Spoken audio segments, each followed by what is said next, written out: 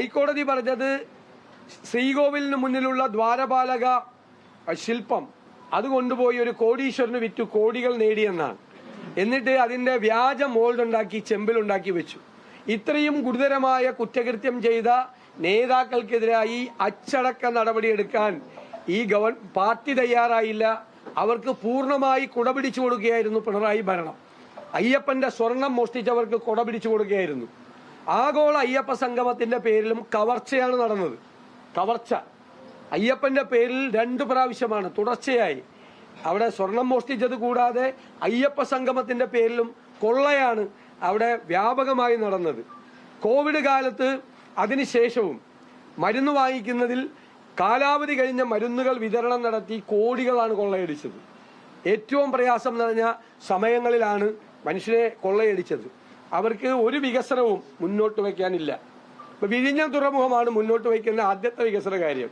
അത് ഉമ്മൻചാണ്ടിയുടെ കാലത്ത് മുഴുവൻ അനുമതികളും മേടിച്ച് എഗ്രിമെന്റ് വെച്ച് തറക്കല്ലിട്ട് നിർമ്മാണ പ്രവർത്തനം തുടങ്ങി കൗണ്ട് ഡൗൺ തുടങ്ങിയ പദ്ധതിയാണ്. അത് 6000 കോടി രൂപയുടെ റിയൽ എസ്റ്റേറ്റ് പദ്ധതിയാണെന്നും കടൽ കൊള്ളയാണെന്നും ആക്ഷേപിച്ച പിണറായി വിജയനാണ് ഇന്ന് അതിന്റെ ക്രെഡിറ്റ് അവകാശപ്പെടുന്നത്. ഗെയിൽ പൈപ്പ് ലൈൻ ഞങ്ങൾ കൊണ്ടുവന്ന സമയത്ത് അത് ഭൂമിക്കടിയിൽ ഒളിപ്പിച്ചു വെച്ച ബോംബാണെന്ന് പറഞ്ഞ ആള് വ്യവസായ മന്ത്രിയായി പിണറായി വിജയന്റെ മന്ത്രിസഭയിൽ ഇരിക്കുക. എന്നിട്ട് അതിന്റെ ക്രെഡിറ്റ് എടുക്കുകയാണ്. ഹൈവേയുടെ റീലിട്ട് നടന്നു. അവസാനം ഹൈവേ 150 സ്ഥലത്ത് പൊളിഞ്ഞു വീണപ്പോൾ ഞങ്ങൾക്ക് യാതൊരു പങ്കുമില്ല, ഇത് കേന്ദ്ര ഗവൺമെന്റിന്റെ ആണെന്ന് പറഞ്ഞ ആളുകൾ ഇപ്പൊ ഹൈവേയുടെ കാര്യത്തിൽ ക്രെഡിറ്റ് എടുക്കുകയാണ്. ഞാനൊരു കാര്യം ചോദിക്കട്ടെ, ഞങ്ങളുടെ കാലത്ത് ഞങ്ങൾ വിഴിഞ്ഞം തുറമുഖം കൊണ്ടുവന്നു, ഞങ്ങൾ കണ്ണൂർ വിമാനത്താവളം കൊണ്ടുവന്നു, കൊച്ചി മെട്രോ കൊണ്ടുവന്നു.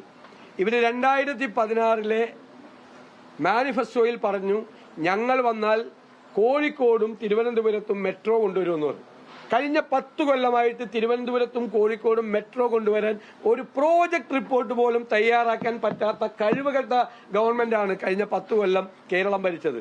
ഇവരുടെ കാലത്ത് എടുത്തു പറയത്തക്ക ഒരു വിശേഷണവും ഒരു പ്രധാനപ്പെട്ട വികസന പദ്ധതികളും ഉണ്ടായിട്ടില്ല. കേരളത്തെ സാമ്പത്തികമായും അല്ലാതെയും തകർത്തു. വിദ്യാഭ്യാസ മേഖല വ്യാപകമായി തകർന്നു. മുഖ്യമന്ത്രി പ്രോഗ്രസ് കാർഡ് കൊണ്ടുവരികയാണ്. 1600 രൂപയുടെ പെൻഷൻ 2500 രൂപയൊക്കെയാണെന്ന് വാക്കുകൊടുത്തില്ലേ? ആ പാവങ്ങളെ കബളിപ്പിച്ചല്ലേ വോട്ട് മേടിച്ചത് 2021. എന്നിട്ട് 4.25 കൊല്ലക്കാലം ഒരു ചില്ലിക്കാശ് കൂട്ടിയില്ല. തെരഞ്ഞെടുപ്പിന് തൊട്ട് മുമ്പ് 400 രൂപ കൂട്ടി, അപ്പോഴും 2000 ആയിട്ടുള്ളൂ. റബ്ബറിന് 250 രൂപയാക്കാം എന്ന് പറഞ്ഞ് റബ്ബർ കർഷകരെ കബളിപ്പിച്ചു ഈ സർക്കാർ. തീരദേശത്ത് 12,000 കോടി രൂപയുടെ പാക്കേജ് പ്രഖ്യാപിച്ചു. Kasaragod package, Wayanad package, Idukki package, ഒന്നിനും പൈസ ചെലവാക്കിയില്ല. എല്ലാം ആളുകളെ കബളിപ്പിക്കുന്നതായിരുന്നു. പ്രഖ്യാപനങ്ങൾ മാത്രമായിരുന്നു. പ്രഖ്യാപനങ്ങളല്ലാതെ അതിന്റെ അപ്പുറത്തേക്ക് ഒന്നും നടന്നില്ല. 1,10,000 കോടി രൂപ കിഫ്ബിയിൽ ചെലവാക്കിയെന്ന് പറഞ്ഞു. 38,000 കോടിയാണ് 5 കൊല്ലം 6 കൊല്ലം കൊണ്ട് ചെലവാക്കിയത്, 7 കൊല്ലം കൊണ്ട് ചെലവാക്കിയത്. അത് 7 കൊല്ലത്തെ ബജറ്റിൽ നിന്നുള്ള തുകയാണ് 30,000 കോടി. അതിനെന്താ ഇത്ര പ്രത്യേകത? ഇതില്ലായിരുന്നെങ്കിലും PWD ഇറിഗേഷനും മറ്റ് ഡിപ്പാർട്ട്മെന്റുകളും ഈ വർക്കുകൾ ചെയ്യുമായിരുന്നു. 8,000 കോടി രൂപയുടെ ബാധ്യത കിഫ്ബിക്കുള്ളത് സർക്കാരിന്റെ തലയിലാണ്. സർക്കാരാണ് ആ ബാധ്യത തീർക്കേണ്ടത്, സോവറിൻ ഗ്യാരണ്ടി. പിന്നെ എന്താണ് ഇവരുടെ വികസന പ്രവർത്തനം നടത്തിയെന്ന് പറയുന്നത് എന്താണ്? മാത്രമല്ല ഇപ്പൊ ഡീലാണ് എല്ലാവരുമായി. മുഖ്യമന്ത്രി പറഞ്ഞത് 4 വോട്ടിന് വേണ്ടി രാഷ്ട്രീയ ചെറ്റത്തരം കാണിക്കില്ല എന്ന് പറഞ്ഞു. ഇപ്പൊ അദ്ദേഹം കാണിച്ചുകൊണ്ടിരിക്കുന്ന അതാണ്. ഞാൻ ആ വാക്കുപയോഗിക്കുന്നില്ല.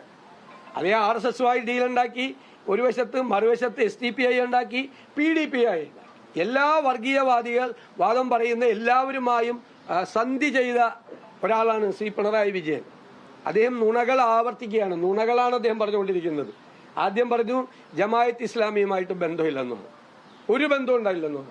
ഞങ്ങൾ അദ്ദേഹത്തിന്റെ വീഡിയോ ക്ലിപ്പ് ഹാജരാക്കി. ജമായത്ത് ഇസ്ലാമിയായിട്ട് ബന്ധമുണ്ട് എന്ന് തെളിയിക്കുന്ന അദ്ദേഹം തന്നെ പറഞ്ഞത്. രണ്ടാമത് RSSുമായി ബന്ധമില്ല എന്ന് പറഞ്ഞു.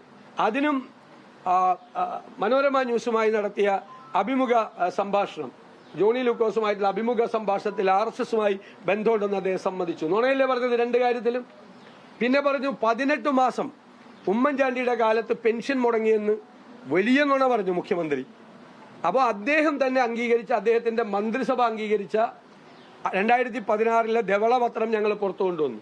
ആ തോമസ് ഐസക് പുറത്തിറക്കിയ ധവളപത്രത്തിൽ കൃത്യമായി 3 മാസം സാങ്കേതിക തകരാറ് മൂലമാണ് പെൻഷൻ മുടങ്ങിയതെന്ന് കൃത്യമായി പറയുന്നുണ്ട്. ഇപ്പൊ 18 മാസം പെൻഷൻ മുടങ്ങിയത് അദ്ദേഹം കള്ളം പറഞ്ഞു. ഞാൻ 4,43,000 വീട് 5 കൊല്ലം കൊണ്ട് UDF കാലത്ത് പണിതു എന്ന് പറഞ്ഞപ്പോൾ അദ്ദേഹം 4000 വീട് പണിതുള്ളെന്ന് പറഞ്ഞു. പച്ചക്കള്ളമാണ് പറഞ്ഞത്. അദ്ദേഹം പറഞ്ഞതുപോലെ അദ്ദേഹം പറഞ്ഞ വാക്ക് ഉപയോഗിക്കുകയാണെങ്കിൽ യമണ്ടൻ നോണ പറഞ്ഞു. മന്ത്രി AK ബാലന്റെയും മന്ത്രി ജലീലിന്റെയും അസംബ്ലിയിൽ തന്ന റിപ്പോർട്ട് ഞാൻ ഹാജരാക്കി. 4,43,000 വീട് ഉമ്മൻചാണ്ടിയുടെ കാലത്ത് പണിതിട്ടുണ്ട്. 10 കൊല്ലം കൊണ്ടാണ്. അന്ന് പണി തുടങ്ങിയ 50,000 വീടും കൂടി കൂട്ടിയിട്ടാണ് ഇവർ 5 ലക്ഷം പറഞ്ഞത്. യഥാർത്ഥത്തിൽ ഇവരുടെ കാലത്ത് 4.5 ലക്ഷം വീട് 10 കൊല്ലം കൊണ്ട് പണിയുകയും ഞങ്ങൾ 5 കൊല്ലം കൊണ്ട് 4,43,000 വീട് പൂർത്തിയാക്കുകയും 50,000 വീടിന് തുടക്കമിടുകയും ചെയ്തത്. അപ്പൊ ആരാണ് ഭവന നിർമ്മാണ പദ്ധതി ഏറ്റവും നന്നായി നടപ്പാക്കിയത്? അപ്പൊ ഇതെല്ലാം വളരെ വ്യക്തമാണ്. ജനങ്ങൾക്ക് ഇതെല്ലാം അറിയാം. അവര് പ്രതിസന്ധിയിലാണ്. ഈ ഗവൺമെന്റിന്റെ സർക്കാരില്ലായ്മയും അഴിമതിയും ശബരിമലയിൽ നടന്ന കൊള്ളയും എല്ലാം ഈ തെരഞ്ഞെടുപ്പിൽ ചർച്ചയാകും എന്ന കാര്യത്തിൽ യാതൊരു സംശയമില്ല. വയനാട് കോൺഗ്രസ് പറഞ്ഞ രണ്ടാമത് മേടിച്ചു നടന്ന ഭൂമി അതെവിടെയാണ്? KPCC പ്രസിഡന്റാണ് പറഞ്ഞത്. അത് രജിസ്ട്രേഷൻ ആവുമ്പോൾ അത് പറയും എവിടെയാണ് ഭൂമി. അതൊക്കെ പറയും. രജിസ്ട്രേഷൻ ആവുമ്പോൾ പറയും. അല്ല, അതല്ല, രജിസ്ട്രേഷൻ ആവുമ്പോൾ പറയും. ഭൂമി കാണിച്ചു തരാം, കൊണ്ടൊന്ന് കാണിച്ചു തരാം. ഇനി ഞാൻ ഒരു കാര്യം കൂടി പറഞ്ഞുതരാം. ഈ വയനാട് ഉണ്ടാക്കിയത് ഒരു കഥയാണ്. ആ കഥ എന്തിനു വേണ്ടിയിട്ടാണെന്ന് കൂടി പറഞ്ഞുതരാം. രക്തസാക്ഷികളുടെ ഫണ്ട് പയ്യന്നൂരിൽ തട്ടിച്ചു. ഇന്നും കൂടി തെളിവ് വന്നിരിക്കുകയാണ്. 70 ലക്ഷം രൂപ സഹകരണ ജീവനക്കാർ കൊടുത്ത പൈസ കൂടി മുക്കി, കണക്കിൽ വന്നില്ല എന്ന് കുഞ്ഞകൃഷ്ണൻ ആരോപണം ഉന്നയിച്ചിരിക്കുകയാണ്.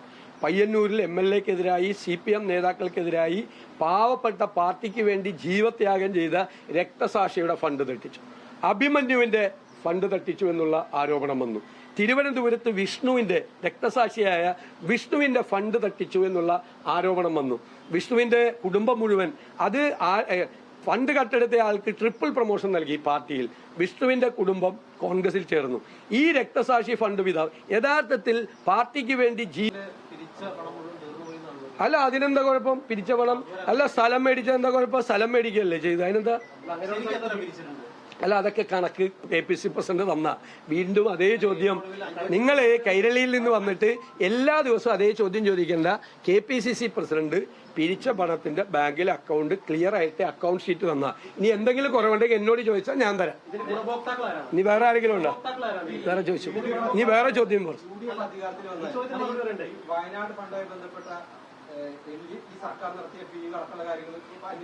ഉറപ്പായിട്ട് പറയും. അതായത് ഉറപ്പായിട്ട് നമ്മൾ അന്വേഷിക്കും. 742 കോടി രൂപ കളക്ട് ചെയ്തു. ഒരുപാട് സ്പോൺസർഷിപ്പ് കിട്ടി. 174 വീടാണ് ഇപ്പൊ പണിത്. 174 വീട്. അതിന്റെ തുക എന്ന് പറയുന്ന ഭീമമായ തുകയാണ് അതിനുവേണ്ടി ഇടവാക്കിയിരിക്കുന്നത്. ഈ വീട് പണിത് നടന്നിരിക്കുന്നതിൽ തന്നെ അവിടെ ആ സ്ക്വയർ ഫീറ്റ് അനുസരിച്ച് കണക്കാക്കിയാൽ തന്നെ ഇത്രയും തുക വരില്ല. അപ്പോൾ ഈ വീട് പണിയിൽ ഊരാളുകളിലെ ഏൽപ്പിച്ച് നടന്ന വീട് പണിയിൽ വ്യാപകമായ അഴിമതി വീടിന്റെ കാര്യത്തിൽ അവിടെ നടന്നിട്ടുണ്ട്. മാത്രമല്ല, ഇപ്പൊ ഞങ്ങൾ കല്ലിട്ടിട്ട് അവിടെ പണി തുടങ്ങിയില്ല എന്നാണ് ആരോപണം. പിണറായി വിജയൻ പോയി ഉദ്ഘാടനം ചെയ്തിട്ട് അവിടെ ആരും താമസിക്കുന്നില്ലല്ലോ. അതിന്റെ തലേ ദിവസം ലീഗിന്റെ വീട് ഉദ്ഘാടനം ചെയ്തിട്ട് അവിടെ ആളുകൾ താമസിക്കുന്നുണ്ടല്ലോ. ലീഗ് ഉദ്ഘാടനം ചെയ്ത വീട്ടിൽ ആളുകൾ താമസിക്കുന്നുണ്ട് ഇല്ലേ? പിണറായി വിജയൻ ഉദ്ഘാടനം ചെയ്ത സ്ഥലത്ത് ആരും വീട്ടിൽ താമസിക്കുന്നില്ലല്ലോ. താമസത്തിനായിട്ടില്ല അവിടെ. അപ്പൊ ഞങ്ങൾ കല്ലിട്ടതിന് പണി പിറ്റേ ദിവസം തുടങ്ങിയില്ല എന്ന് പറഞ്ഞ ആക്ഷേപം ഉന്നയിക്കുന്നവര് ഇവർ ഉദ്ഘാടനം ചെയ്ത് പിറ്റേ ദിവസം ആളുകളോട് താമസിക്കണ്ടേ? കൊടുത്താൽ കൊല്ലത്തും കിട്ടും, മനസ്സിലാക്കിയാൽ മതി. ഉറപ്പായി അന്വേഷിക്കും.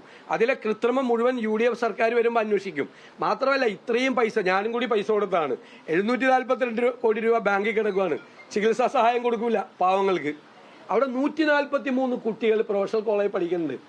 അവർക്ക് MLA മുൻകൈ എടുത്തിട്ടാണ് സ്പോൺസർഷിപ്പ് വാങ്ങിച്ചിട്ട് അവർ പഠിക്കുന്നത്. പഠിക്കാനുള്ള ധനസഹായം പോലും ഗവൺമെന്റ് കൊടുത്തില്ല. പലർക്ക് റെന്റ് കൊടുത്തില്ല. ഇപ്പൊ പോലും 3 വാർഡിലെ എന്റെ നിയോജകമണ്ഡലത്തിൽ 2018 ദുരന്തം ഉണ്ടായപ്പോൾ 2000 വീട് തകരുകയും 3000 വീട് പാർഷ്യലി ഡാമേജ് ആവുകയും ചെയ്തു. വലിയ ദുരന്തമാണ് ഉണ്ടായത്. ഇതാകെ 3 പഞ്ചായത്ത് വാർഡിലുണ്ടായ 400 വീട് തകർന്നിട്ട് 174 ഇപ്പൊ ഉണ്ടാക്കിയുള്ളൂ. അതിന്റെ ലിസ്റ്റ് പോലും, വിക്ടിംസിന്റെ ലിസ്റ്റ് പോലും കൃത്യമായി ഇതുവരെ തയ്യാറാക്കാൻ ഗവൺമെന്റിനെ കൊണ്ട് കഴിഞ്ഞിട്ടില്ല. മാത്രമല്ല, അപകടകരമായ മേഖലയിൽ താമസിക്കുന്ന ആളുണ്ട്. അവരോട് താമസിക്കരുതെന്ന് പറയാം, അവർക്ക് വീട് കൊടുക്കാതിരിക്കുക. ഇതുപോലുള്ള കാര്യങ്ങളാണ് അവിടെ ചെയ്തിരിക്കുന്നത്.